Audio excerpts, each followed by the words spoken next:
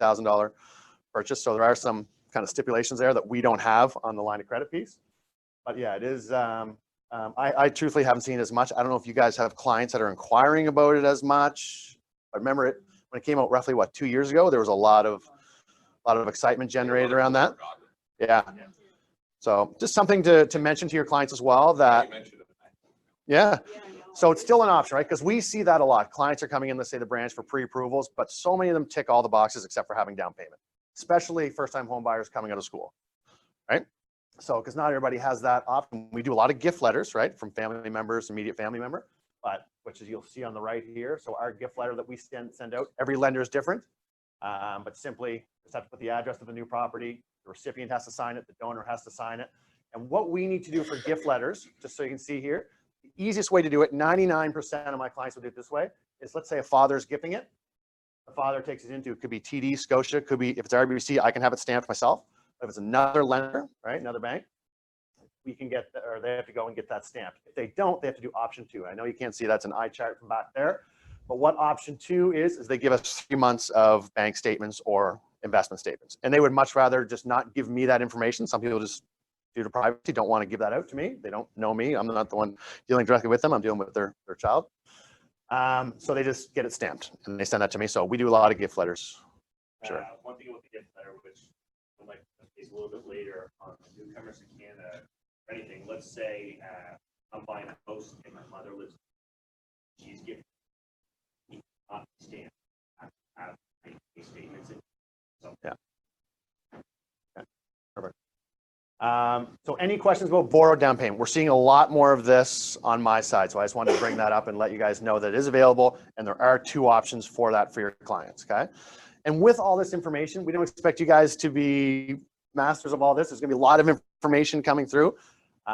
Just know enough to be dangerous that there are solutions for them and to send them to us. What's that? Exactly. We are them in this, right? So you send them. Exactly. But at least you know that these programs are available and to send them to us because there's no other mortgage specialist in Halifax. It's only us 2. So. You guys don't know anybody else, right? Number 2 is the RSP, first-time home buyer withdrawal. So that's been intact for a long time, as everyone knows. There has been a few changes to that. It's gone from $25,000 now to $35,000, and that's $35,000 per borrower.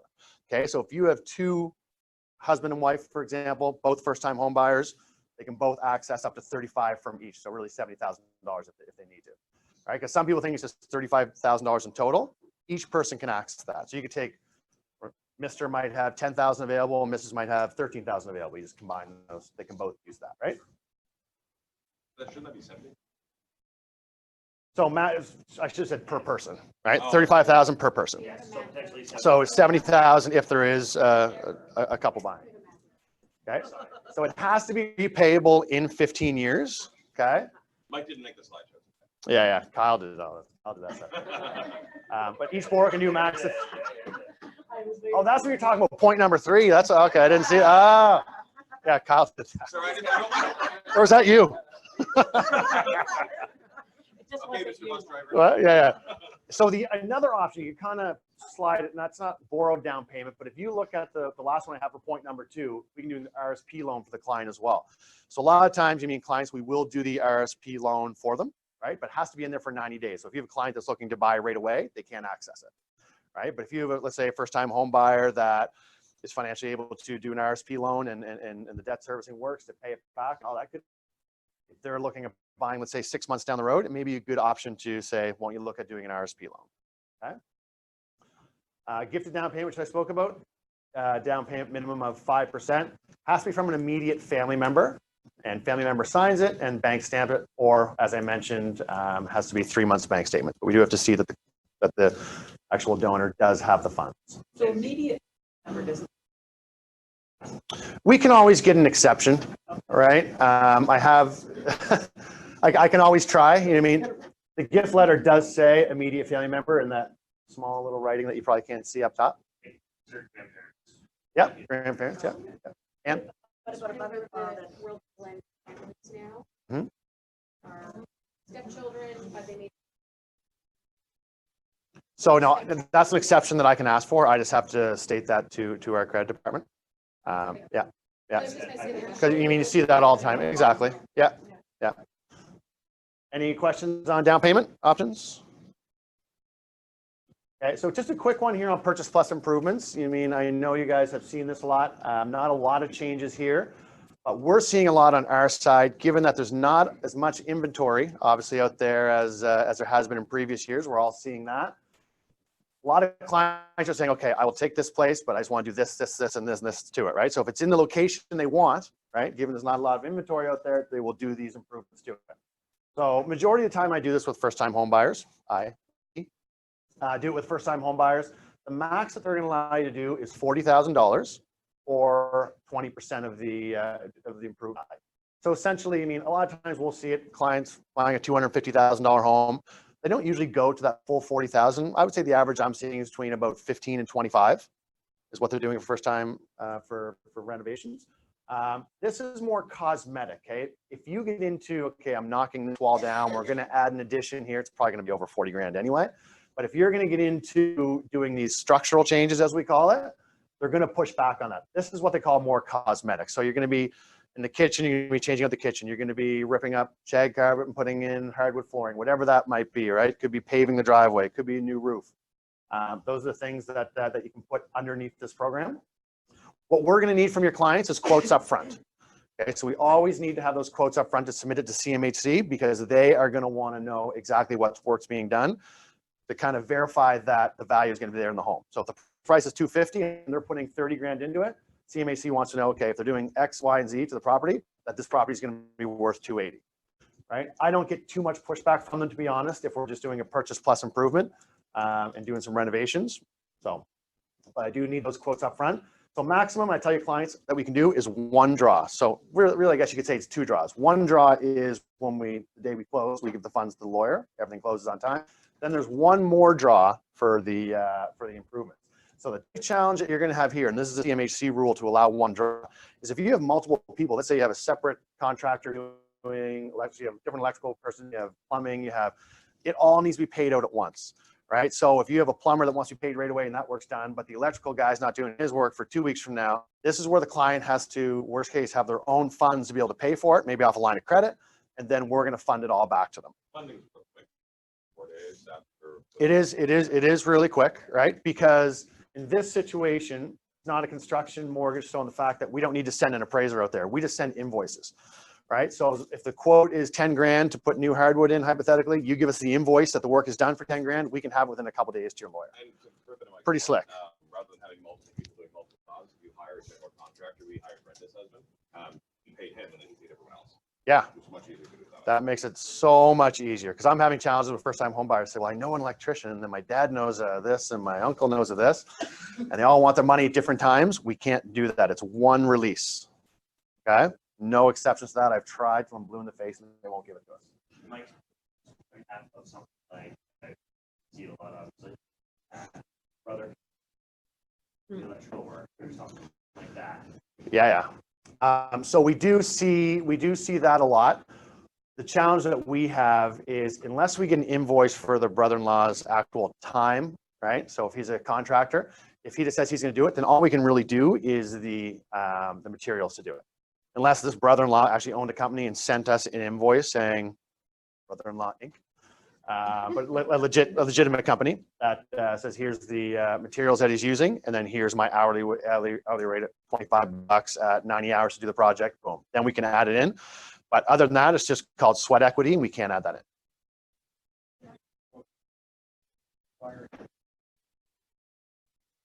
in. So great question. So the buyer can change that for sure. The big thing we need is the scope of the work to stay the same, right? So if it's going to be hardwood flooring and a certain type of hardwood flooring going in, whether XYZ company does it or ABC company does it, not a problem at all. You can definitely switch that up. Just the scope of the work needs to stay the same. So a lot of times, I mean, I'm dealing with a buyer right now that has a brother-in-law that owns a contracting company that we need to get quotes really quick. So he just did them up pretty accurately, obviously, but they're legit quotes that we send in. It's approved.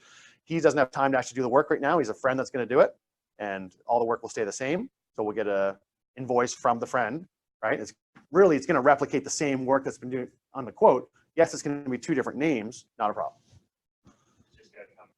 Yeah. A lot of questions I'll get is, okay, Mike, we're we have $10,000. We're going to do flooring and we're going to do a little bit of the bathroom. We don't want to do the bathroom now. We want to put that in the kitchen. They won't allow you to do that. You got to stick to that same scope of work. Another thing we always see is, let's say they do $10,000 improvements. They only want to do $6,000. Not a problem. We cap their mortgage at $4,000 less. Their payment changes the whole bit, right? So instead of being $256,000 mortgage, which they originally signed off on, it's only going to be a $252,000 mortgage. Okay, so we can just simply, it's called capping the mortgage, and cap that for them. Okay. Good question. I believe they do. You mean, does that have a business number, like probably a business registration number on the? Yeah, no, great. Like a dude at the bus station. Oh, yeah, for sure, right? I mean, as long, yeah. So I would probably say yes, just to be safe. But that's something, to be honest, that I don't look for, and I've never had an issue with credit. So maybe everyone I've sent in automatically does, but yeah.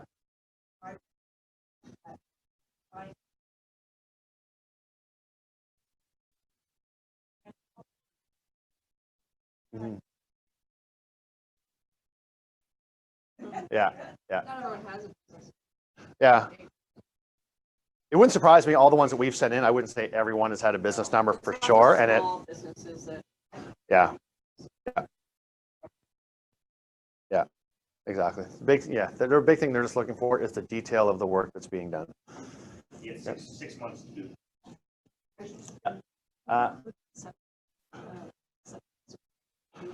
So you can add septic in there, yeah, absolutely, 100%. Oh, and they don't actually do it. What? At least you're honest. When we did ours, I never realized the kind of while you're going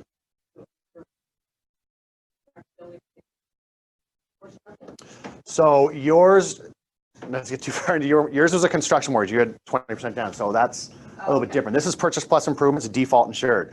So with default insured, you're actually paying for, your payment is set right away for it to include those payments. So even if you're not going to have that work done for 2 or 3 months and your payment's going to be $1,100, it's going to be $1,100 from first payment right on through. It doesn't increase once we release the money.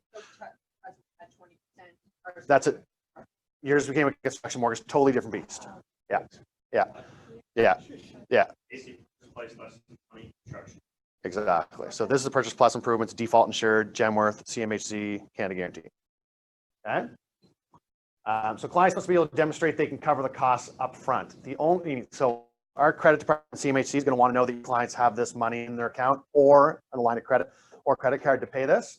If they don't, what we're going to want to see on the invoice, if you have contractors that are helping them out, is maybe funds aren't due till 30 days after completion. Because then we get the funds, as Andrew said, within 4 days, 3 or 4 days, not a problem. But if they're saying, okay, 50% due deposit, and the clients don't have this 50%, they got to get a gift letter. They got to have some way to show that they have that 50% somewhere, right? Because a lot of those invoices will say, or quotes will say 50% due upon whatever, and the remaining 50% due upon completion, right? So this is where I'm sure we'll have a few questions on it. A lot of different moving pieces with this one. I have 5 different slides on it. This is new to Canada. Okay, as I mentioned, kind of how I started the presentation. There's obviously a lot more immigration coming into Canada, obviously, and to Nova Scotia. So we have a lot of different options. Like I said, I could give you a policy that would put you to sleep in about a half hour, but I just kind of condensed it to what kind of the important pieces. And just so you guys know enough to be kind of dangerous, say, okay, talk to Mike and Kyle. Here's kind of the situation that I think you fall in, and talk to them and they'll help you out. But just to know that we do have a solution for your clients, I guess, based on their situation. So first one, the easy one, newcomer standard. So essentially lived in Canada for less than 5 years and has their permanent residency card. Because there's 3 pieces I'm going to speak to here. Newcomer, when you have a permanent resident card, another one when you're non-resident, another one when you just have a temporary work visa. Okay. So lived in Canada for less than 5 years, permanent resident. They have at least the 20% down. The big thing we need to see, so with newcomers, is a very thin credit report. Okay, we have nothing really to go on. So thin credit report, no problem. But if they do have anything, let's say it's one credit card, it might be one vehicle payment, it could be one line of credit. We can't have any derogatories on there. Well, you'll see derogs a few times. That's my little shortening of it, but we cannot have missed payments on there. Okay. So even though it's a thin bureau, we want to be a perfect bureau, given that there's only one, max probably 2 trades on. Okay.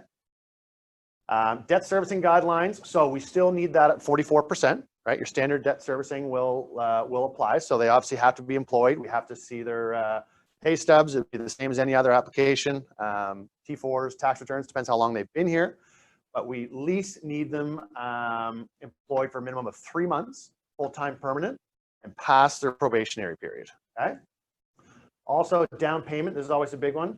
Funds have to be in a foreign or Canadian bank for 30 days. So a lot of people think it has to be in a Canadian bank account for 30 days.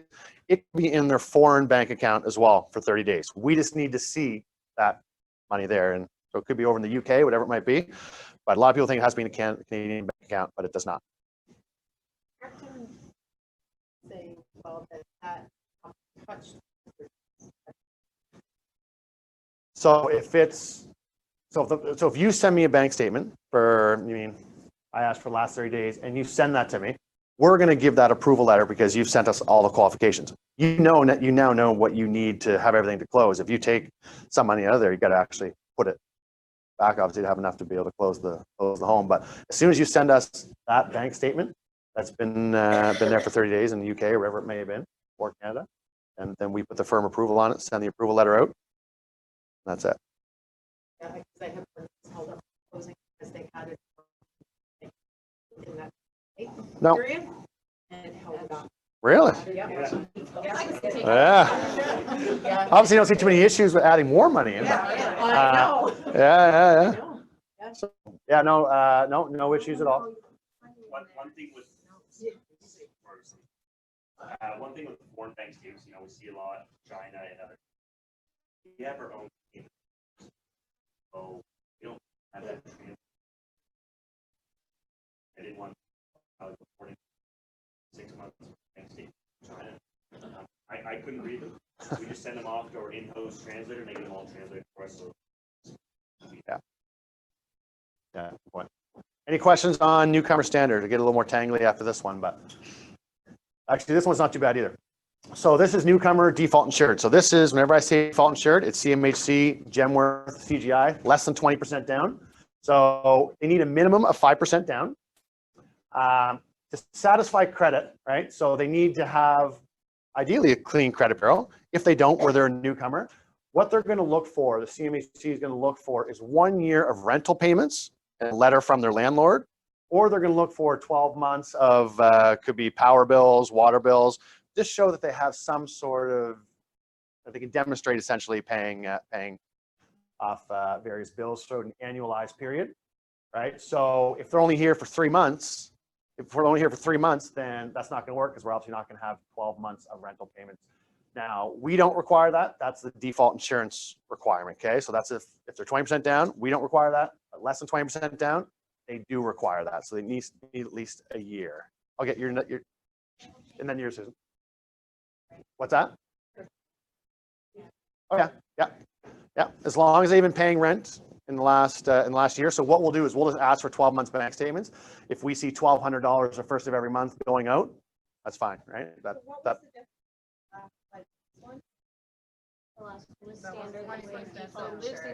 So this one's 20% down. The clients do not want to pay default insurance, right? A lot of clients don't want to do that. If they have the ability to put 20% down. So it doesn't matter how long they've. Exactly, right? So a thin credit bureau is. 3 months. Oh yeah, they need to be in job for 3 months. As per Whereas the next one, they have to be here for a year because CMHC is going to want, and I say CMHC, actually, I mean all default insurers, this default to CMHC. But they need to see exactly that 1 year of rental, right? So you're 20%, 3 months. as long as you have If you 3 wanna months. try to get the 5%. Correct. Why am I 30? Oh, you're getting ahead of me. We'll send out the. There it is. There it is. We'll send out all Yeah, we'll send this. We'll get Aaron to send it out to everybody so you have it. So this is a newcomer equity program. So this is 35% down, for example. The big thing here is intent to establish residency and employment in Canada as a transition outside from another country. So in Canada for no more than 5 years, and we, similar to the other one, we want a permanent residency card, right? We want, this is what we call a non-conforming mortgage, and I'll explain in a moment. And this is where we need 35% down, right? So this is where there's so many different options. This client can do 5% down, can do 20% down, it's 35% down. There's so many different pieces here. But this is 35% down or 65% loan to value, as we call it. The big thing here is I just got a file approved that was sent to me that a few lenders weren't able to do.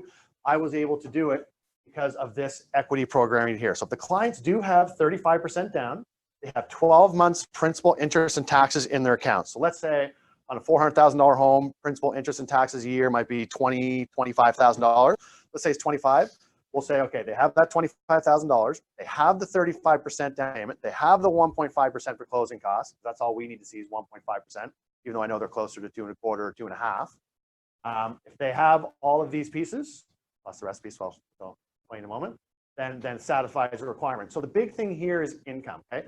So we just did a $400,000 purchase for a client. They had the 35% down. They met all the top criteria here, but he was essentially making about $17,000 and she wasn't working, okay? So the debt servicing was about 175%. So like how, right? $17,000 each. Yeah. And $400,000 out. Correct. Under this program, okay? Because in this situation, we need to demonstrate. So if you look at income, this is the big one. Must be able to explain how we'll service this income that doesn't need to service now. So if how we have to mitigate with the credit officer how we can get that debt servicing to 44%. So in this situation, both these clients were from India. They were both teachers. Okay, so they're going through the education piece right now in Nova Scotia to become teachers, and that may take 1 or 2 years, whatever that's going to take. Depends how many credits transfer over and all that fun stuff. But let's say it's 2 years, and then obviously we know it takes a while to get on to be a teacher. You have to substitute, and it takes years and years. But I could say your average teacher in Nova Scotia is making $65,000, so they're both become teachers. Now we have $130,000 of income to use. Debt servicing is 38%, and away we go. I had to have their teaching credentials and their certificates from India to show they actually were certified teachers over in India. I had to have a recent pay stub from over there to show they're actually practicing. And that was it. So we're able to get that done. So this is the equity program. So conforming mortgages are kind of, non-conforming, I guess, is 65% loan to value and down. So that's a 35% down. Once you get into 5, 10, 15, 20% down, right? 25, 30. That's conforming. So you can't really play with that one too much. Debt servicing has to be in line. Credit has to be mitigatable, I guess. But the income's big one here on this program if the client do have that. They have to show the bank that they have to pay their money. Yeah, so we just want to look for the first, all we're looking for is the first year, right? So if you look at point number 4 on there, 12 months of principal, interest, and taxes in the Canadian bank. So that's when I said on the $400,000 purchase, we need to show 35% down, 1.5% for closing costs, and then the other 25 grand for the first year. All right, so once we have that, and then we can and then we kind of mitigate their employment piece of how are they going to be able to make the money they need. Making $17,000, that's not going to work. But what can we do on our side to mitigate the fact that here's what they're going to make in the future to be able to service that mortgage. So we don't need to service it now, we need to be able to service it later. And how are we going to do that? Right?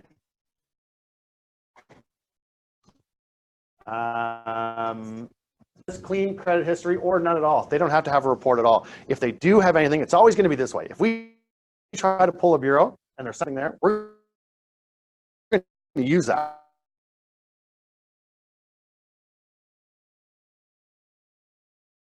So hopefully there's no derogatories on it. Okay? If there's no credit report,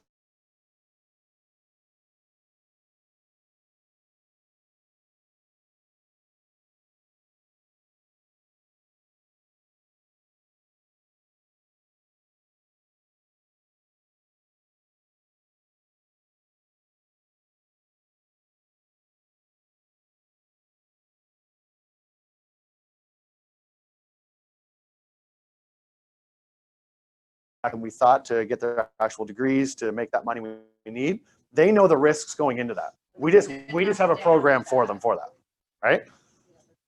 Yeah, this is one that I just recently had that many lenders could not do, that we have a specific equity program for newcomers that we can do as long as they hit these criteria. I think he might say that it's eventually going to get that 4%. Like if those exact clients buy $1 million house, well, even with their teaching job, well, it's probably not working because Exactly. even when they get a job, it's not serving. So it has to do with the reason. Yeah. Just have to make the credit officers happy. That's how we just mitigate the risk. That's how we look at it. It has to make sense, exactly, right? To Kyle's point, they're not going to be able to service an $800,000 mortgage on 2 teaching salaries. Yeah, right? This is for newcomers coming into Canada. Oh, wait for it. You're pulling a Susan. Get there. What's that? Any questions on that? On that one? So now we're going into another piece, still new to Canada, but this is essentially non-resident. Okay, so we do not have a PR card here. Okay, so owner occupied or family member to occupy. So we cannot buy rental property here, right? So they have to own it as an owner occupied. So family member consists of spouse, parent, child, sibling, grandparent, legal guardian. So the big thing that they want to know with non-resident, because non-residents are going to try to buy properties is to accumulate wealth here. We need to see what's their tie to Canada. We specifically have to say, so my child is going to school at Dalhousie, taking this he'll be there for 8 years. We're buying a home for him so he doesn't have to rent from someone else, right? So there could be family members here. Their brother could have moved here 10 years ago. Well, my brother's moving here. We're going to spend half the year here. I want to be with my brother. Whatever it may be, it has to be a strong family tie to be able to do it for non-residents. Okay, any questions on that? They can't just say, I just want to move here, don't have any family here. There's no real reason for I guess, lack of better words, to buy. I mean, what I can't mitigate around that. Has to be some sort of family tie to. Maximum. Yeah. So they file the house, and then if parents actually want to go for 6 years, they second themselves. Yeah. Can't do rental properties, exactly. Down payment, so similar. So Susan, this is the 35% again, this option. 35% from their own resources, plus 1.5% for closing costs. So it cannot be a gifted down payment. It has to be from their own resources. Okay, it has to be this one has to be in a Canadian financial institution for 30 days or outside of Canada, similar to the other programs. But we need to see 30 days bank statements inside or outside of Canada. It can't just be cash sitting there that they come up with. We need to see that's verifiable and that they have. Okay, this one as well, similar to the last program, minimum of 12 months principal, interest, and taxes in their country of origin. Okay, or it could be in a Canadian account, but we need to see that they have 12 months of payments in their accounts. Okay, this mitigates debt servicing. The fact that if they're going to be looking for work over here or get a temporary work permit, at least they have enough for 12 months to cover their mortgages and their essentially shelter payments, as we call it. Okay, employment income verification. So this program here is a non-resident. This is where we can use, because it still has to debt service, we can use income overseas, right? So pay stubs, tax returns, employment letters, whatever it may be. It does vary by country, but we do need to see some sort of verifiable income from overseas to show that it will debt service. Job letters, you mean comment on the employer, address, occupation, length, service, all that fun stuff. But we will need, and that's new. That's new about a little over a year ago. Before, it used to be almost really an equity program. The fact that it was 35% down and done. Now we have to verify income, which has really changed this policy and made it a lot harder in the last year to qualify under the non-resident. Yes? Yeah.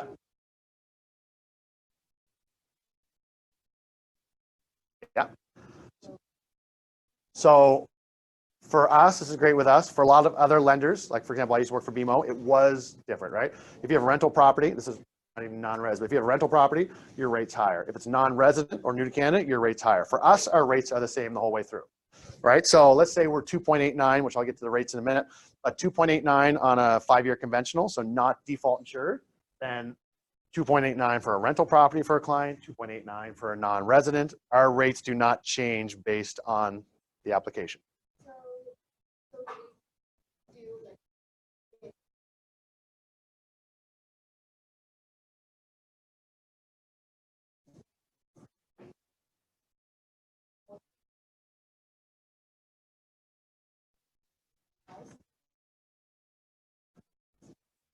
Yeah, so for us, it's 120 days. So we start the application January 1st. We need to fund it by 120 days from that exact day to be able to hold that rate. If your client let's say something happens, they're going to close on April 30th, but for some reason something happens and it goes to May 7th, we can't hold that rate anymore. Now you're past 120 days, so you're going to get the rate at that time, right? So whatever rates are past that expiration period, so let's say it was 289 January 1st, but it's 294 May 7th, you're getting 294 because you know it's 120 days. Or if it drops, yeah. The perfect world, exactly, because right now we're in a slightly rate decreasing environment, which is great. You will get the lower rate, exactly. Yeah, exactly. Great question. Couple embargo countries, There are, I'm just trying to remember what countries there are. say Iran. We can send that, if you can remember that, Kyle. Yeah, so we'll send it out to you guys. There are a few countries. Yeah. Yeah, no, great question. There's a couple countries that we'll get that to you guys for sure. For non-resident, we are going to look for credit. Okay, so foreign bureau or 6 months bank statements from a foreign country. That's it. Obviously, they're not going to have a Canadian credit bureau here. So we will look for a foreign bureau, pull it, or nothing that you guys have to do on this. We take care of that. Our credit officers order the foreign bureau, the whole bit. But just let your clients know, or I'll check with them, obviously, that we do need to see that. If we don't have a foreign bureau, we can't get it. 6 months bank statements. That's essentially the credit that we look at. That's it. Okay, so here's an example. $400,000 purchase. So 35% down, you're going to be $140,000 for your down payment. $6,000 in closing costs. Remember, that's all we need to see is 1.5%. It's obviously a lot higher than that. These transfer tax alone is 1.5. That's not including legal fees, property tax adjustment, oil adjustment, whatever it may be. So $6,000 is what we need to see. And in this situation, I calculated $21,000 is your principal, interest, and taxes. So that's just 12 months of principal payments, your interest payments, and your property tax.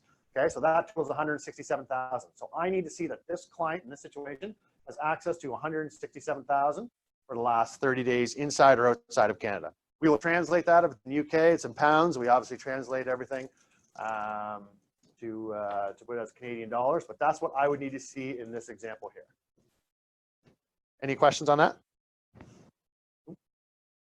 So last on the new to Canada, and I just really want to kind of hone in on this one because we're seeing so much of this. Temporary resident, so clients obtain a work permit, so we do not have a permanent residency card. They could be working towards getting the permanent residency card, but clients obtain a work permit due to a job transfer, let's say from another country, or they obtain a permit to do a new job here. It may not be a job transfer. So two different options we can do here. We can do as conventional, as we call it, which is 20% down, or we can do default insured, which is 5% down through CMHC, for example. On the conventional side, right, down payment has to be 20% from their own resources, can't be a gifted down payment. Debt servicing standard applies, so 44%. Similar to the other programs with us at 20% down. Thin credit bureau, fine, as long as there's no derogatory pieces on there, or no credit bureau at all. New employer, so we need to see a minimum of 3 months, need a job letter stating terms. So if they're getting transferred, if they work for Coca-Cola, for example, in the UK, and they get transferred to Coke here, not a problem at all. We do not need to see 3 months here because they're permanent there and they get transferred to a job here. Not a problem at all. If they're starting a new job, they're starting for Irving. The company here is starting for Irving. They have a temporary work permit. We need to see they've been there for at least 3 months, and job letter has to be stating that they've been there for at least 3 months. Okay. Company transfer, as I mentioned, no minimum, but we do require the job letter that person X is transferring from Coca-Cola from UK to this office, and here's their salary and all that good stuff. Okay. Default insured, so 5% down. 5% down has to come from their own resources as well. Debt servicing, similar, 44%. Credit, so if these clients are coming from a US, we're going to require a US credit bureau. When I say we're, it's going to be CMHC, all the other default insurers, US bureau, or 1 year Canadian bureau that we have, or similar, as I said before, this is a common thread with CMHC and the default insurers, 12 months of rental payments or power payments, water, whatever it may be, just to kind of mitigate the fact that they do have the ability to repay. Okay? If it is a new employer, similar to before, we need a minimum of 3 months. Let's go back to the Irving example. Need a letter from Irving stating that they started here November 1st, and then we can fund the mortgage after 3 months. Company transfer, similar, no minimum. So that's temporary resident. They're kind of clients have a work permit, right? So they're not a non-resident. They're It's kind of 3 options, right? We have a new to Canada with permanent resident, we have the temporary resident with a work permit, and we have non-resident. Okay? So there's lots of slides there. Like I said, we're going to send this out to you guys just so you can kind of Saturday night just all reread through it and have a good time with a glass of wine and look at that. That's why you gave us the. Yeah, exactly. Should have gave 25 to everyone.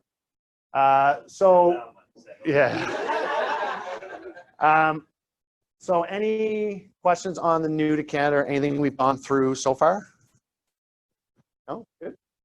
Okay. Seasonal properties. There's a few myths within this one that a lot of clients, and maybe you guys do as well, think that you need at least 20% down. If a client wants to buy a cottage or a second property, right, it can't be default insured, it has to be going 20% down. That's not the case. We have 3 options with us that we can do.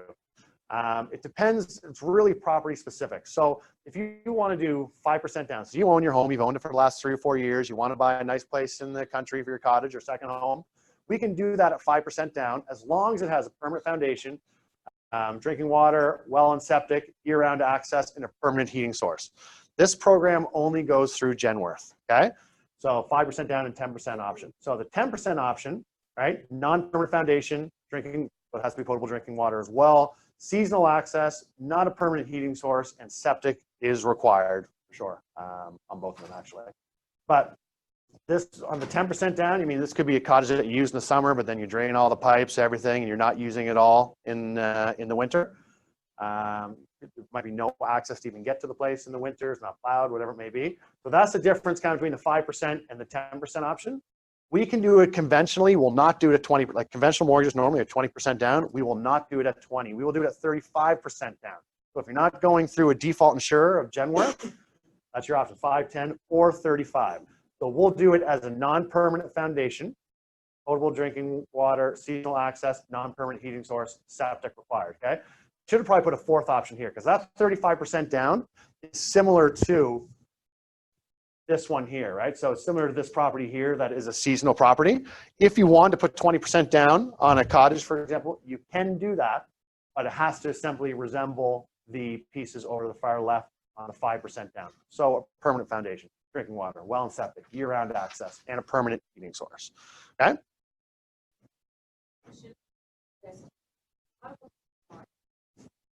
And 35, all of them don't have bells, and so how do you want water? So that can come from the lake as well, yeah. Okay, this is 5%, you want a physical well. 5%, yeah, that's. I'm not seeing any differences. 35.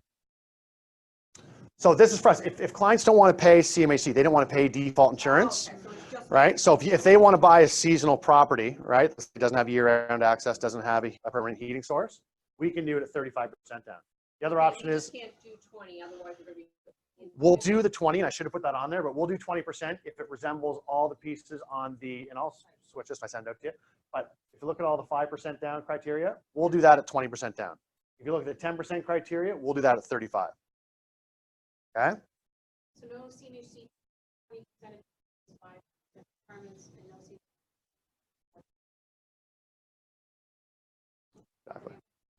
Exactly. Yeah. I'm reading them and I'm like We're trying to supposed find to it. follow the missing. I know, Exactly. Kyle. Exactly. You know how to speak me by now, don't you? Used to it by now. So any questions on seasonal properties? I just want to bring this up because a lot of people think you have to have at least 20% down to do it, but there are options at 5 and 10% down. Okay.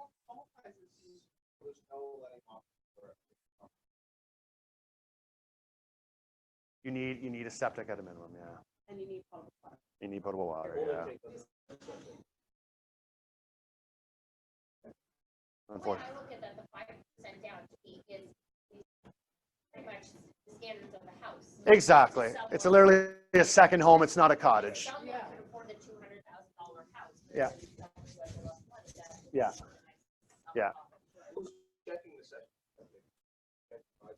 So chances are, you mean, so they're going to look at the listing cut, obviously that, but then if they're not comfortable with it, they're going to send an appraiser out there to. Is it on the lathe? Is that kind of big old septic? It's probably used as a septic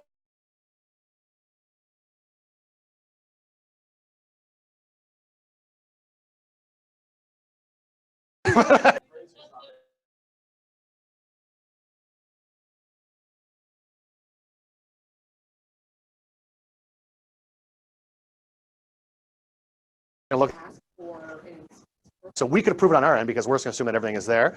The default insurer, if they're not comfortable with it, they have additional questions, they'll come back to me, which I have to go to you to ask for additional documentation or information to satisfy and mitigate their concerns. That's it. Essentially, yeah.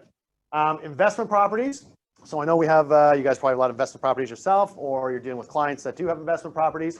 So something that we can do that other lenders can't. So we can do 5 and 6 unit properties under residential versus commercial. So much lower interest rate, right? You don't have application fees, quicker turnaround times, right? Most lenders will only do 1 to 4 unit, where we will do 5 to 6. We'll obviously do 1 to 4 as well.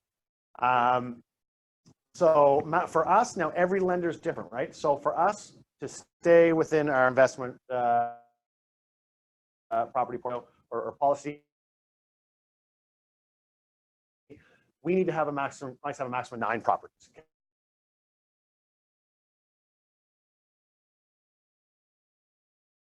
Can't have more than 5.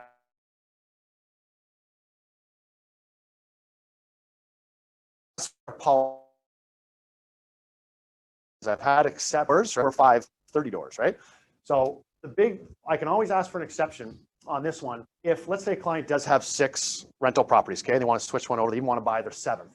Right? We can look at doing it through our side as long as they have another income source and it's not only rental income. If it's only rental income, it's going to go to commercial. I can't get that exception. But if they have a salary job as a teacher making $85,000, for example, whatever it might be, and this is just still doing that on the side, right? Still pretty big side, or it could be 6 or 7 units, but I can usually get that exception. Anything over 7, I won't really get that, but I have gotten up to 7 as long as I have separate employment income other than focusing solely on rental income. Okay. Loan to value, so maximum be 80%. Rentals, we do need to have 20% down.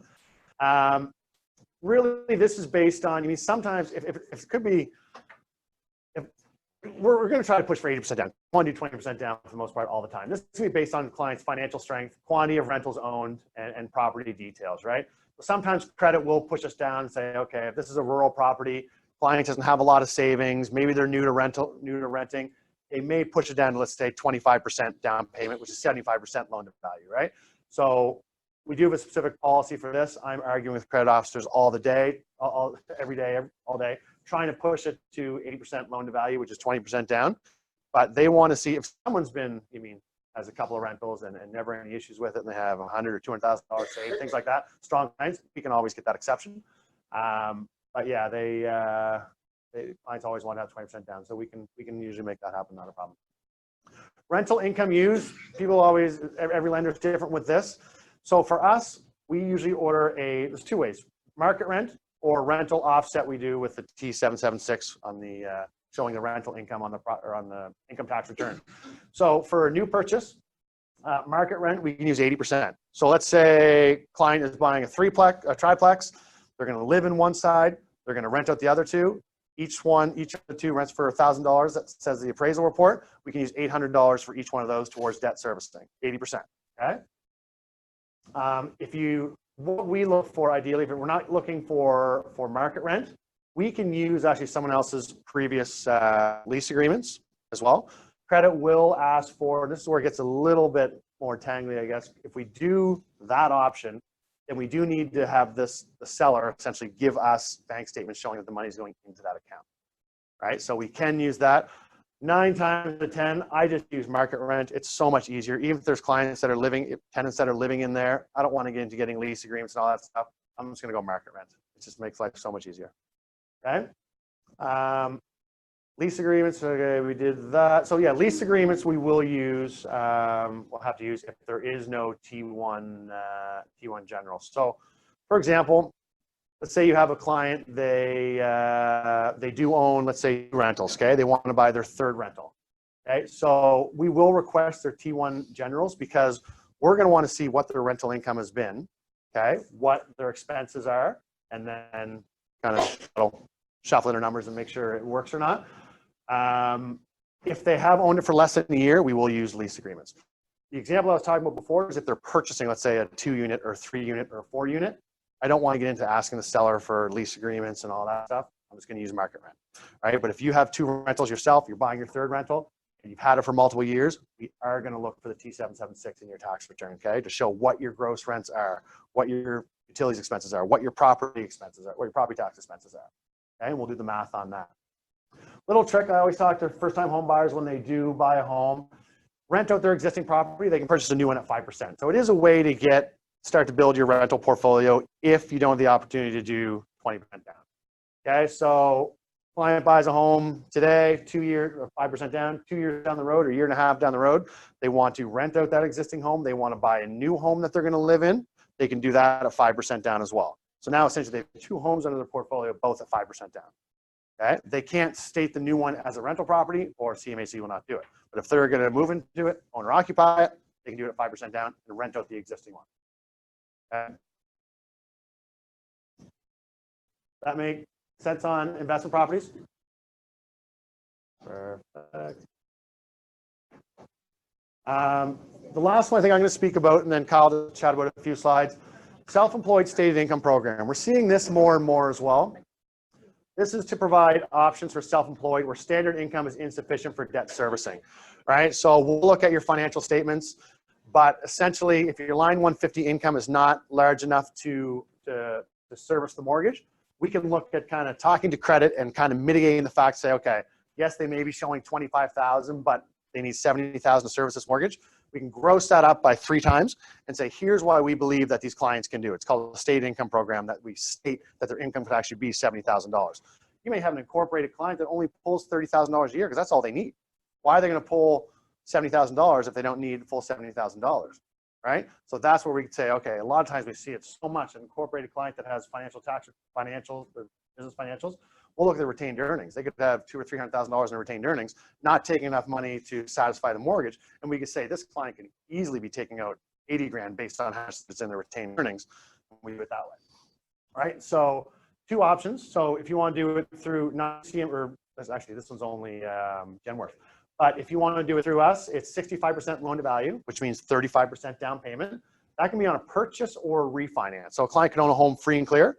And then if they want to refi it up to 65%, we can do that as well. So significant down payment resources are active within home. You can't do a gifted down payment on this option. So if clients are doing a 35% down, they need to have it themselves, not be gifted. Clients must demonstrate they have the sufficient resources to service the mortgage. So we need to mitigate the fact to credit that they can actually pay this, right? The easiest one for us to do is business financials, right? To look at what's in retained earnings. We still require tax returns and NOAs to confirm income. So even though it's, let's say 20 or 25 or 30,000, not enough to service a mortgage, we still need the tax returns. Minimum of 2 years, no credit derogatories, and it must be an owner occupied home. Can't do it on a rental. And this is no, right? What? No commission sales. It's like a self-employed person, but they can't. Oh, yeah. Like a real estate. Oh, you can't do, yes. No commission sales. Yeah, can't be commission sales, exactly, good point. 90% loan to value. So Genworth is the only company that will do the stated income program on a purchase only. You can't refinance at 90% loan to value.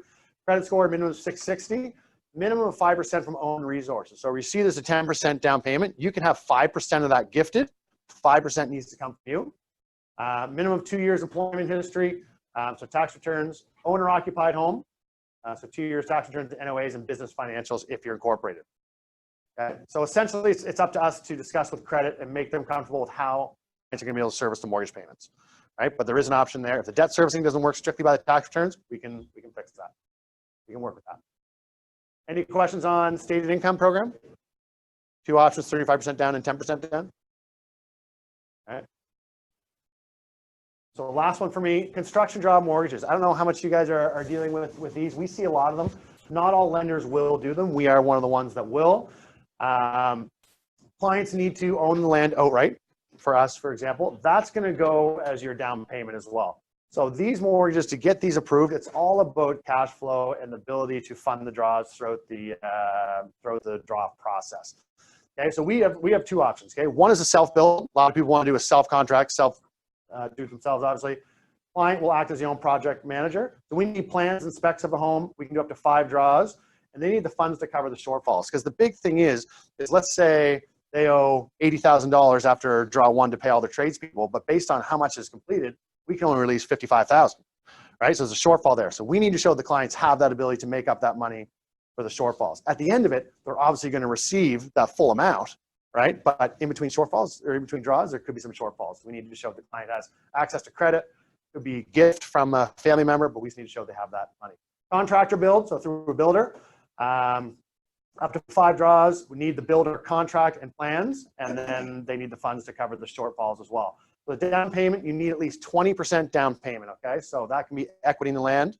They have to have the land outright.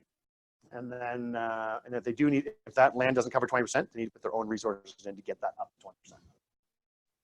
Any questions on that? Good. And alternative mortgage solutions. So anything that we can't do, we have a solution for. We'll get someone else to get that done for you. Examples for this: poor credit history, recent bankruptcies, excessive debt servicing that doesn't fall within maybe a state income program or things that we can mitigate around.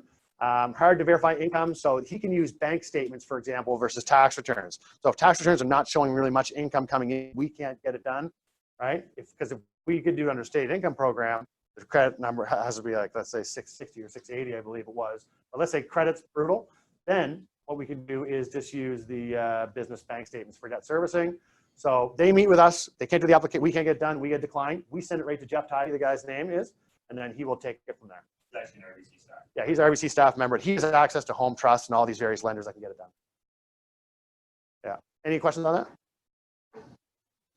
And then, Strange question. yeah.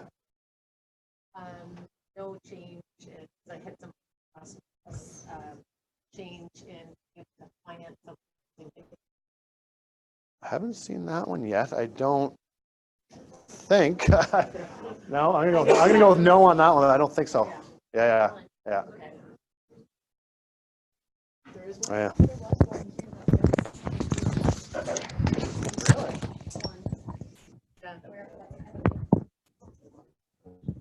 I think buyers wanted to use that one before.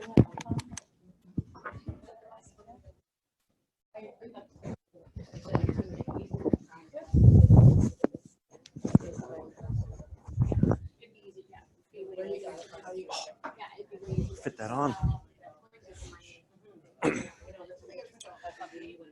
So we got a couple more. I know Mike talked for a fair bit. I'll kind of slip over here so Trish can see. Mike was only a few minutes over time. That was pretty good for him, actually. A couple last programs. We have our Wealth Accumulator program. So this program is designed for Canadian residents, as you can see at the top. I took this right out of our folio to make it clear. Intended for Canadian tax residents with either sufficient accumulated savings, specifically Canadian liquid assets, could be RSPs, tax-free savings accounts, investment accounts, or a combination of Canadian income and sufficient accumulated savings. So how this works is someone that might have $600,000-$700,000 in investments, right? But let's say their debt servicing's not perfect and they are a Canadian resident. So we verify their income as we do with every other client. And the big thing here is if it's above 44%, this is where we can potentially bring this into play. So Mike talked about conforming and non-conforming mortgages a little earlier. Conforming mortgage is if you have less than 60% debt servicing, that means you can go up to 80% of the home value. Okay. Non-conforming means if your debt servicing is over 60%, we're only allowed to go up to 65% loan to value. Okay. With this program, liquid asset coverage, if we're looking at a conforming mortgage, we got to have the greater of $250,000 or the coverage of all assets over that 40% debt servicing. So let's say debt servicing is 56%. Okay. What will happen is that client needs to have as much in savings as those things that they have, credit lines and stuff that are making them go over 40% debt servicing. It's the greater of that amount or at least $250,000 in savings. Okay? On a non-conforming aspect of that, so again, you can see up top here, that's if the debt servicing is more than 60%. And what they need is the greater of $250,000 or 100% of all outstanding mortgages. So they might have 2 properties totaling $600,000. Well, they need to have $600,000 in savings. Okay. We take all the assets, so GICs, mutual funds, non-registered accounts, and everything at their face value. The only thing we change is if they have money in an RESP, RRSP, or RIF, we discount that by 30% because when you take it out of there, you're going to have to pay tax on it. A tax-free savings account, you're getting the full value. So if you have $60,000 in there, that's a $60,000 asset. If you've got $60,000 in RSP, well, minus 30% off that. Consideration RESPs. Absolutely. Yep. Yep. Absolutely. So. Okay. So the Coles note of this is if they make some money, but they got a crazy amount of debt, but they got a lot of savings. Not even so much debt, even for that matter, right? Like their debts, they might have a little bit low income, but they could have $500,000 in assets, right? That it helps not service the mortgage, but it helps us get it approved. Basically, it's the wealth accumulator saying that if they don't have the money to pay the mortgage, they have significant assets they can fall back on to pay the mortgage. Okay, so if all their normal numbers don't make sense and their debt ratio seems really high, but then they're like, I got like 60,000 sitting in my savings. Like, okay, I can. Exactly. And then we send them to you. Exactly. You need to have at least 250 because it's the greater of, so it has to be at least 250. An inheritance is probably common to see for. I don't know if it's because it's Wednesday. Right? Now, Mike drained it for about an hour, right? I'm not understanding why you look at those assets and the value of them. Regular TDS calculation? So TDS does not, like, assets that you have don't affect TDS. Okay, that was the That's right. Debt servicing is all based on income. Okay, so that was the piece that Right. was missing. So- So you're not looking at the, like I have rental properties, you're not looking at my net properties, or normal, regular. We look at the net worth if we really need to, in a sense, right? Like, let's say debt servicing's close in credit. There's a little bit of issues on credit. Well, we can help mitigate that by saying, look, Anne's got 3 rental properties with a bunch of equity in them. We're okay, right? You could have someone that's retired and they have $2 million in the bank, but they're only drawing $50,000. Exactly. They're smart. A year, right? Yeah. Absolutely. Yeah, I was just trying to figure out this. Yeah, that's what- in, Yeah. Right, and I think it's like. Doesn't fit that Yeah. equity in other forms such as real estate or cash.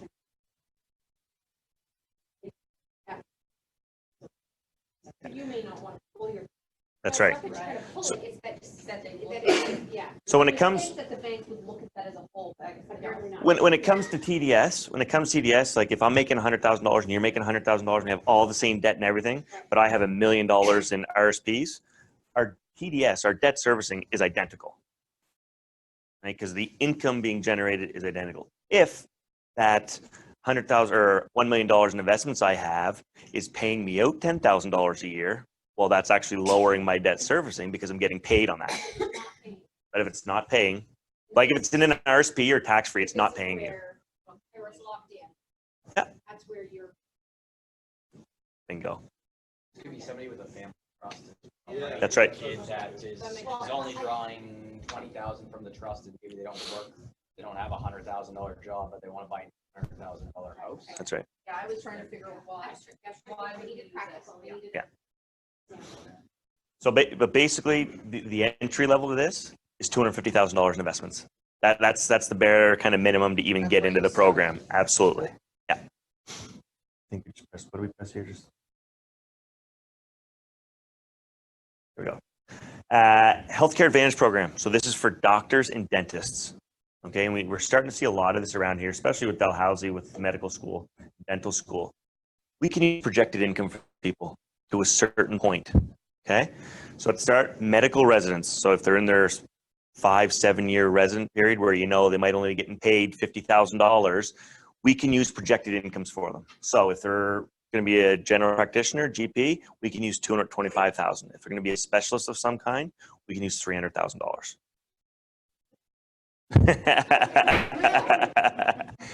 With that being said, if they're a student, like if they're still in med school, that's not considered, okay? It's only medical residents. You'll see next where it says dental students. Well, they don't have really a residency period. Yeah, so good point. When we're looking at their student lines of credit, which most of them are $200,000, $300,000, we can lower that payment. So we amortize that over like a 15-year period. So usually on a line of credit, we use 3% of the balance. But when with those that are the student medical lines, we basically amortize that kind of like a mortgage over 15 years. So the payment's literally going to drop from like in the file, like 10 grand to like $1,500. And that usually, Actually, no, it's just for servicing.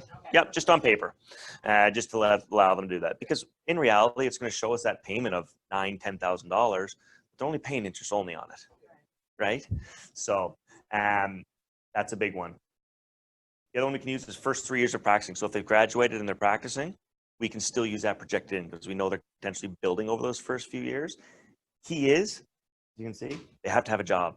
Kind of to Andrew's point, if they've graduated, finished their residency, and they don't have a job yet, no can do. They need to have a job. But if they're only making $60,000, $70,000 like in their first year or two, we can use that projected in what they're going to get to. Do they have to help them in 3 months? I believe so, yes. That's a good question, but I'm 99% positive that yes. Yeah. With this program, those are the big things. It's just being able to use projected incomes. Okay, after that 3-year time frame, it's what we're using by their T1 generals. Okay. Also with this program, it's not just a mortgage program, it's kind of a whole RBC program where these clients are also going to get a home line plan. So if they're doing 20% down, they have their line of credit secured against their house, they're actually getting prime minus 0.25 on that, where everybody else is getting, well, mostly prime plus 0.5. Realtors are actually getting prime plus 0.39, is it, Mike, I think? So, so they have a very good rate there. They're also going to get free VIP banking. They're going to get free premium credit cards. They're going to get personal line of credit up to, I think it's $300,000, $350,000 at prime minus a quarter. And if they're incorporated or business accounts, they're going to get free business accounts. So it's All their money. yeah, absolutely. Yeah, all cares. But yeah, that's where it's at. So there's a bunch of extras with them. I kind of put in stars down here, Nova Scotia Health Authority Partner Program. It's not to do bottom program, not to get mixed up with the Healthcare Advantage, but Nova Scotia Health Authority has a relationship with RBC that anybody that works for Nova Scotia Health Authority has a group banking. Very similar to actually what you guys have here at Keller Williams, which we'll explain on the next couple slides. But anybody that works for NSHA is going to get like Avion points or RBC rewards points on funded mortgages. So if you have anybody that works for NSHA, send them our way, because if they're going to buy a $400,000 house, they're getting 40,000 points just for doing the house. I have a question about, it says first 3-year practice. So Yep. if I say, okay, you're now a resident and you want to buy a house, we're going to take projected income for 3 years. If we're using projected income, it's basically two numbers. If you're a dentist or GP, we're using 225. If you're a specialist, we're using 300,000. If you're in residency, we're using one of those two numbers. If you're in one of your first 3 years of practicing, I where you see. might not be up to where your level you're going to be at. Going to say what our projected. My question Nope. was, let's say that they're a year and a half into their residency. That doesn't make sense now. So it's just they have to 3 years. So they're in any point of their residency, or 3 years after graduating and practicing after that residency. So they're in year 1 of residency, we can use $225,000 if they're going to be a GP, or $300,000 if they're going to be an orthopedic surgeon. Yeah. Just to get a mortgage, right? This is I've done 17 years. This is something that you would have got some correspondence on, and if you haven't, I'll just kind of a little refresher here. We had some of you might have been set up with our old referral program with RBC, where you get points for closed referrals and the amount of the mortgage. Well, we brought that. That was a third-party agency that was doing that. We brought that in-house as of January 1st. Okay, so that program has changed. Okay, so we're going to have to re-sign up for that. Very easy. It literally takes 10 seconds. But here's how the program's changing. It's going to be based on the amount of referrals you give to an RBC mortgage specialist, not the amount of the actual referral. So you had a closed mortgage for $300,000 in the old program, you'd be based on that mortgage amount. On the new program, it's based on how many mortgages you've referred in the last 12 months. Doesn't matter if it's a $10 million mortgage or a mobile home for $72,000. It's based on how many you've given. So it actually kind of benefits Atlantic Canadians. It doesn't help out people in Toronto and stuff because their mortgage amounts were a lot bigger, but it kind of helps out the Atlantic Canadians. I'll explain this in a sec, but big thing is you need a visa to get the points right now. Okay, so if you don't have a visa, someone like Matt can get you a visa, and you need to be, the other question is you need to be a primary owner on that visa. So it was a very good question we had before, that if you're joint with your spouse and your spouse is that primary owner, you got to get one in your name. You can eventually switch the points over to that one, but you need to be primary. The reason being is, number 4, tax receipts. We got to have the primary owner. We got to link that so we can give you a tax receipt. You receive tax receipts on the old program, but you received them when you spent the points. Now you get tax receipts when you earn the points. Okay. Where we did bring this in-house January 1st is a little sooner than we wanted to. There is some hiccups with it. So we are working around details of not necessarily needing a visa. So if you don't have a visa and let's say there's some credit issues and you can't get a visa for some reason, still sign up. You can sign up under a non-points member. Then we can at least track your referrals in that. So when we do kind of work out that kinks, hopefully in a few months, that you'll retroactively get all those points. Okay? When you're signing up for this, use the same email as your old program. So if you've, let's say, switched agencies from Exit to Keller Williams and Exit was your old email, you're going to have to send an email to the people so you can link these two up. Okay, but just use your old email and everything will work out normal. If you're brand new and you're not in that old program, you just sign up as is, your email. So if you're old program, Yep. but you don't have the- You can still sign up, just under a non-points member. Or you can get a visa and then sign up as points. You can also sign up as a non-points member, get a visa, and just add that number in after the fact and switch it. That's a good one.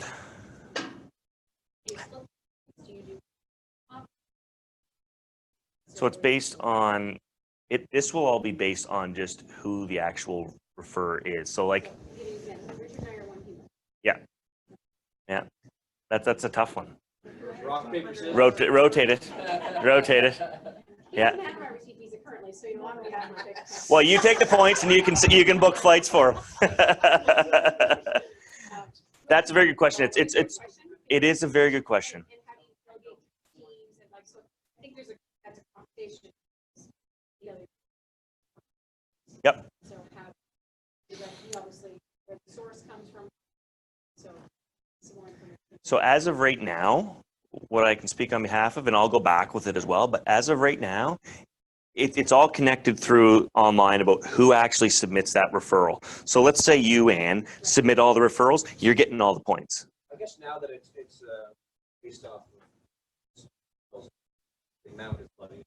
It's easier to track. Yeah, that's right. And one of the reasons, yeah, that's right. But that's, I have to talk to you because I literally know I was signed up 15 years ago. Yeah. I have no idea. No idea. I don't even. So what's that email address that? yeah, so I wonder if I can click on this here. Right, I have no idea. Now, I have used some. I did Yeah. London years ago, entirely on RBC. You think in this house, you can Yeah. It's like, wow. The one of the big things why we switch it from dollar amounts also to amount of referrals is, I know your clients talk to you a lot about it. A lot of it's privacy. Your client could be buying a $500,000 house and they might not tell you exactly what they put down at the end of it. You just know that you want that financing letter saying that they're good for that, right? But as soon as we do the mortgage and the mortgage is $200,000 and you got 20,000 points, you know that their mortgage was $200,000, right? As I said, I know a lot of clients tell you that anyways, but some don't. So a lot of it was a privacy It's reason. based on what you guys write. That's right. It's minus or what. That's exactly right. So you would know exactly to the penny what their mortgage amount was. So this is how it's working here now. So if you give between 0 and 4 referrals over the previous 12 months, it is a rolling 12 months. So for this month, the month of February, you're going to get the amount of points under which tier that you referred to from February 1st, 2019, January 31st, 2020 of closed deals. Over that time, if you closed 0 to 4 deals, you're getting 10,000 points. If you close 5 to 10, 16, 11 plus 20. And when do the points get? Funding of the mortgage. Yeah. So So is it 10,000 per mortgage? Okay. Yeah. Not Yeah. So again, that doesn't matter if it's $1 million house or a mobile, you're getting 10,000. So it's all based on the referral amount. So if I just click here, hopefully I can click through here and not screw anything up. This is the website, referralawards.rbc.com. There we go. Watch it not work. So what we do here is you just go sign in, even if you're not registered or not, just click on sign in. And then I'll just kind of skip over here. You're going to click register now because if you haven't signed up on this webpage, everybody needs to, okay? Click register now. Use your old email address that you're on the old plan with. It'll automatically link them. You're going to get a validation code in an email. Put that in there. You'll follow the prompts, okay? If you don't have your email, and I was getting to, nope. Already member, please email if you have the program renewal. If you need assistance, just send an email to them. And I would just say, Anna Silva, here's 3 of my old emails. I don't know which one I'm signed up. I have no access to either one. And then they'll send you out a verification code. Yeah. The other thing is, once you sign in, a couple of the neat things is you can actually, I know you guys text, call, email us. You can actually submit the referral right through here. So we can log in here, put the client's email, phone number. It's going to come right through. So if it's to myself or Mike, it's going to come right through to our portal. It's going to have their contact info, and it's literally going to start the mortgage application for them. It's going to have that basic information in there for them, okay? Which is really good. The big benefit for you guys of this, if you submit them through here, you can submit them through here and still text or call or whatever. But if you submit them through here, the nice part is you can go back to this and say, Mike, I gave you John Smith 3 months ago. Like, what's going on with this client? You can hold us accountable to it, right? Yeah. You grilled me up here earlier. It's now your turn. So you can hold us accountable because if not, if you don't submit it through here, yes, we add your name, but it gets added at funding. So you don't actually see the name in there anywhere until the mortgage funds and it's after the fact, right? So if you want to keep track of it, submit the referrals through here. Then you guys can kind of keep track of it. Would you rather that? I say, you know what? Text or call us right away and we can get to hold them right away, but at least just put it in here when you get the chance. Yeah, absolutely. See if I can get back to PowerPoint. Anybody that was in the old program that knows their email address should have got an email of what you want to do with the points that are the old program. Okay, you got until March 31st. You can switch them over to the new program, or you can use them, or you can actually forego the points if you really want to, because on that program, you didn't get tax receipted until you use them. So if you don't really want to get tax receipted for all that, you can just say, no, I don't want my points. It's me, I'm switching them over to this program, because if you have an Avion card or something like that, the points are way more valuable. So, any questions on that? And we'll be here after and we can answer questions and stuff. The big thing with this is, under the old program, some of you might have, the mortgage specialists might have set you up with it. We cannot set you up with it. You need to actually set yourself up with it. You need to put your own email address because there's the validation codes that come through. So you guys actually have to do it yourselves.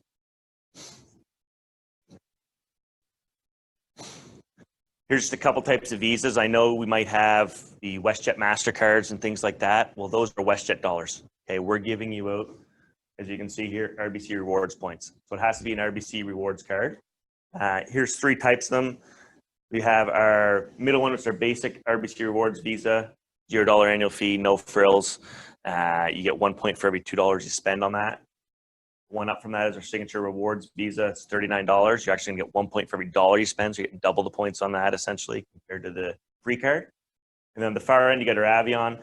It's a $120 annual fee. There's actually 3 types of Avion. There's the Platinum Avion that has no minimum income requirement. When you have the Avion card, you get access to the flight redemption schedule. So I'll show it on the next slide here what you can use for flights. You have the Infinite Avion, which is shown here, which is the same thing. You get 1.25 points for $1 on travel spend, I believe, Matt. I think that's correct. But you get access to a bunch more insurances when you're traveling with that. And I was talking to Susan here earlier about losing luggage on flights, things like that. There's also the Infinite Privilege Card. It's $400 a year, but you get lounge passes, you get 1.25 per dollar. I always say with that card, if you have an Avion card and you're spending 60 grand or more on it per year, pay the extra couple $100 to get the Infinite Privilege Card because you're going to get that many more points to use. It's worth the money. This is another program that we have that was launched with our group banking here a while ago. Some of you might be signed up with it. If not, it's a great way to get some money. This is our deferred profit sharing plan. So this basically on every deal you give us, you get 10 basis points on the closed mortgage price into a DPSP. For a profit sharing program, basically works like an RSP. The employer's giving you money to put into this, okay? The issue with this, the one thing I will say with this, and the reason why I want people to get signed up sooner and later is we can't retroactive this. So if we close a mortgage with Richard today, and he goes, I got to go sign up next week. Sorry, you're not getting the points for the closed mortgage roll. It physically can't happen. So that's all we always say. Even if you have nothing right now, just get signed up, have it open. So when that deal comes and you do want to get it, it's going to close into that for you. 2-year vesting period with the plan. So any money that goes in over 2 years, essentially it's under your name, but it's essentially Keller Williams, because if you leave the company, then anything that's gone in the last 2 years is going to go back to KW. Anything that's been in there over 2 years, you get to keep yourself. Okay. It is taxable on the other end when it does come out. Yeah, so it is an RSP essentially. It's just deferred profit because the employer is putting money in there, coming from us. You can also open up a voluntary group RSP. That's your individual choice that you can decide to put money in per paycheck if you'd like. There's also the group tax-free savings account. This is for the people that are ineligible for the DPSP. And when I say ineligible is, just like an RSP, you can't put money in it past 71. So if you're older than 71, still working, then you can open up the tax-free savings account and get this money. If you were like a relative of the people that are Williams, an actual situation here, not or other brokerages, as eligible or not eligible because it's a registered pension and stipulations, so not eligible, and then yeah, sorry. So if you're a relative of Williams, not open. Now, is that Keller Williams Canada or just the brokerage? That's any kind of, like, if you are an arm's length, essentially a business owner, you're not eligible. That would be you.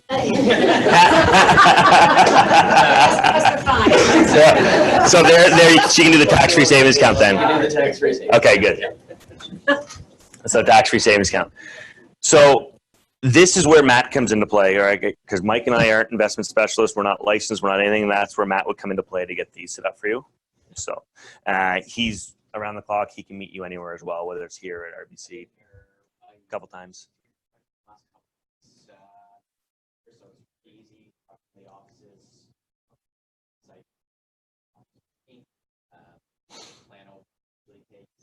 Anywhere from about half an hour.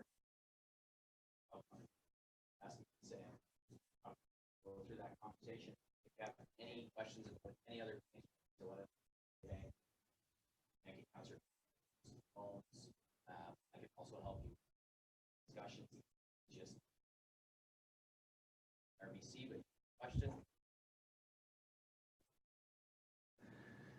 So basically, what does that mean for you guys? Kind of put it tangible evidence here.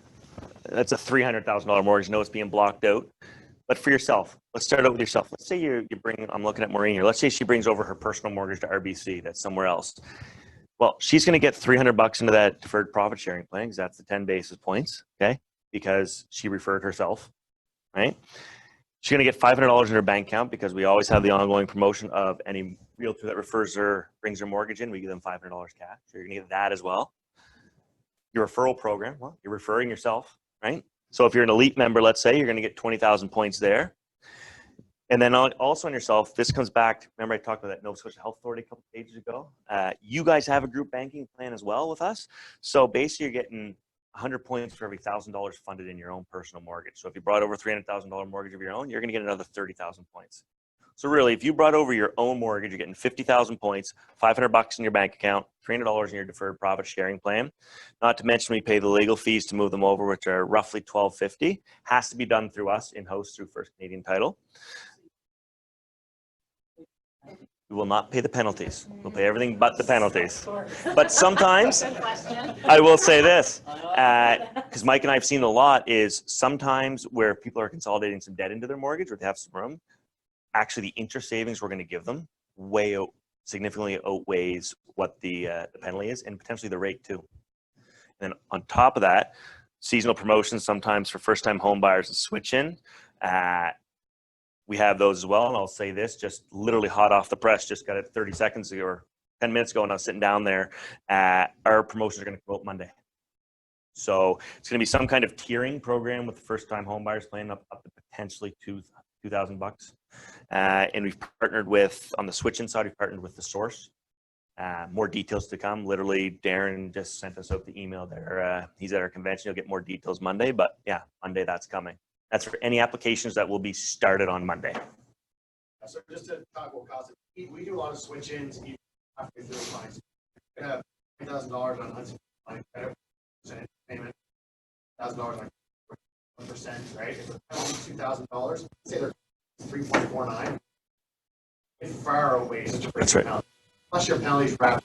It's not like if your penalty's $1,800, it's directly out of your bank account. It's wrapped into the mortgage. But at the time when it's over, it's going to be lower balance anyway. Our rate of if you have a mortgage that's up for renewal in 3 years, 2 years, or now, let us know. We can at least take a look at it and say, yeah, break it. Please find out from your other sense to break it. Way ahead of the game. Yeah. Unless you all. Yeah, and that kind of comes into play on that, right? Like we'll do that whole calculation on what the difference in interests are, and if the difference in interest is a certain amount, well, we can kind of say, well, you're also getting $500 cash, and this that you can put right on it too, right? Once you do refinance, you can change the amortization. So let's say Yeah. the payment's a little high right now. You're on a 9-year amortization. You want you can't do that. Take it over, switch that 20 and 5-year back to 30. I'm not saying that might not be the right avenue for you, but say you wanted cash flow, right? You want to your cash flow every month. That mortgage for you to take time. That's right. Then you can have additional options to get that a lot quicker. But just a lot of good flexibility we have here for you guys. Have a mortgage. At some point, 20% home. So your home appraised at $100,000. Most amount we register mortgage for is 3% of 3. Yeah, that's standard government rules. That question back there.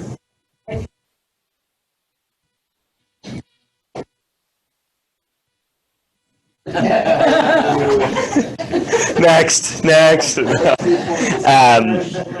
not true. We refinanced one of our properties that was already us, and they still. So if you Legal go- fees potentially. Legal fees, Renew yes. your existing RC. So you refi, if you go into, you guys went to a conventional mortgage. Go home line. Home line product, right? And that you actually pay legal. That. Just if you're in a conventional and you refi it just to a higher amount, you got to pay the legal fees. But if it's conventional and we switch it to our home line plan, we'll pay the legal fees on that part as long as the balance is over, I believe, $75,000. All the home line is, you're getting at your home before. You could actually just go. Run all the. Just gives you a little, what you owe on them. Gives like a little portion down, like for all your. Yeah. So with the home line, yeah, the home line is great because you can have up to 5 installment portions of it, 5 lines of credit, so 10 separate line of credit. Yeah. Right, so as long as it doesn't go over a $350,000 home value example, as long as your mortgages don't go over $280,000, you could have a $200,000 installment mortgage on your home. Say you want to buy a vehicle, you want to go through Ford or whatever, you want to finance on your own, you can do a $30,000 loan on your installment loan again. It doesn't have to be the same organization or firm or anything in your mortgage, right? So you can have a separate one for home, separate one for vehicle, you want to buy a boat, you want renovations to your home, and you can, once for car, once for mortgage of home, once for boat, that's that. It was cool to see what was available off of mortgage. I've never seen more. Yeah, Matt and I paid any mortgage yet. Yeah, it just keeps, it's like a graph. That's right. Like graph. Matt and I did on the other day that they had $100,000 on the secured line of credit, and they had twins that were going to university. So they segmented off and did 2 $50,000 line of credits, and they called them each their child's name for their student line of credits. Like, we're paying for our kids anyways. It's cheaper borrowing than a student line of credit is going to be. Right? And they were able to segment those off and just have them as each their child, and basically their child's just kind of paying them back when they or hopefully paying them back. So that's on your personal mortgages, okay? That's not for your clients. This is what's going to happen for you guys if you refer clients to RBC. So same $300,000 example, you're going to get the $300 in the deferred profit sharing plan, but then you're also going to get those 20,000 rewards points, okay? To the last slide where I talked about the visas and the avions, here's what those points are good for on the avion. So 15,000 points will get you anywhere in Atlantic Canada all the way to Montreal or Boston. Maximum ticket price $350 before taxes. So just like any flight program, taxes aren't included in that. 35,000 points will get you anywhere in North America up to $750. 45,000 points will get you Central America and Caribbean. 55 Hawaii, 65 Europe, 100,000 anywhere in the world. So basically, you give an example. If you're an elite member and you get 2 or 3 closed referrals, you get 2 or 3 flights anywhere in North America. Now you can use those points to pay the taxes. Me, I'm a points junkie guy. Don't use them to pay your taxes because it's not worth the value. It's better off just to pay the $180 in cash for that because the points value is nowhere near what it is. Use it for the flights if that's what you want to do. So just an example of how high you can get. So the big thing is if you're an elite member, that means if we go back here, maybe, or not, that means you referred at least 11 clients in the year, right? So if you're looking there at 20,000 points times 11, you're 220,000 points there for the year. That's exactly it. That's so. I just don't think this is working.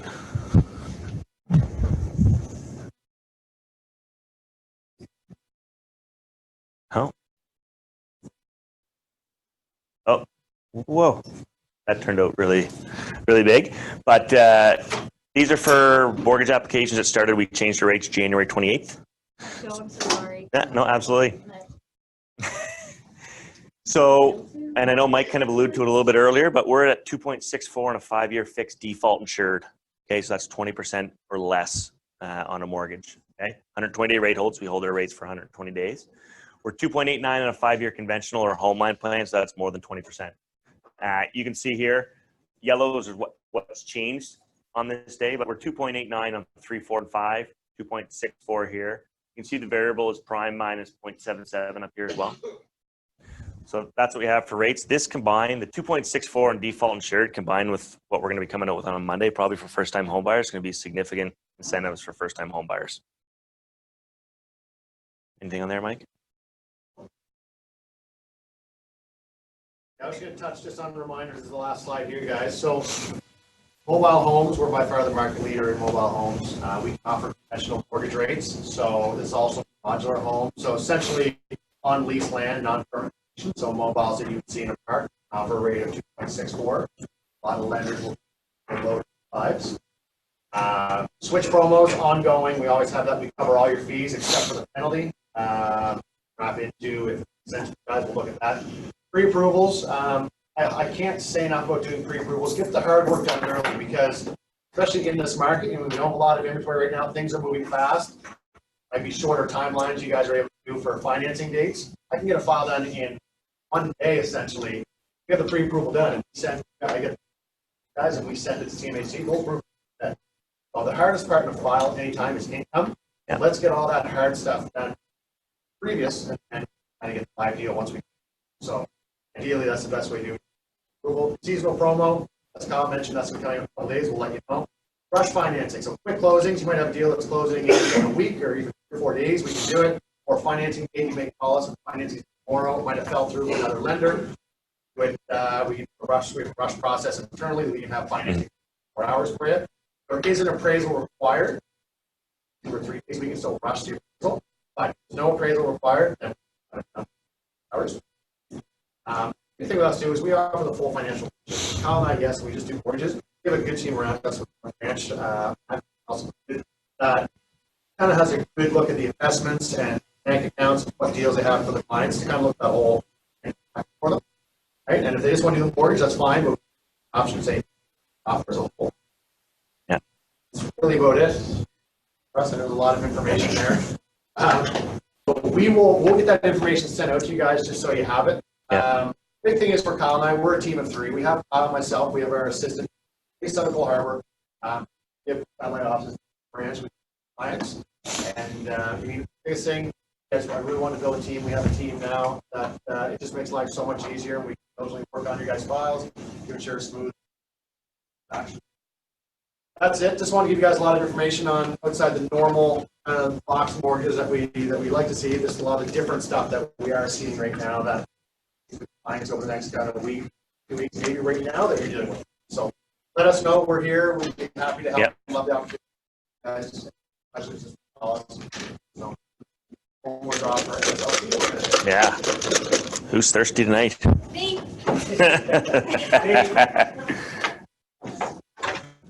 Yeah, there. Anita. Anita, that's right. Congratulations. She's trying to steal it here. And there you go. Thanks for coming, guys. We really appreciate it. As I said,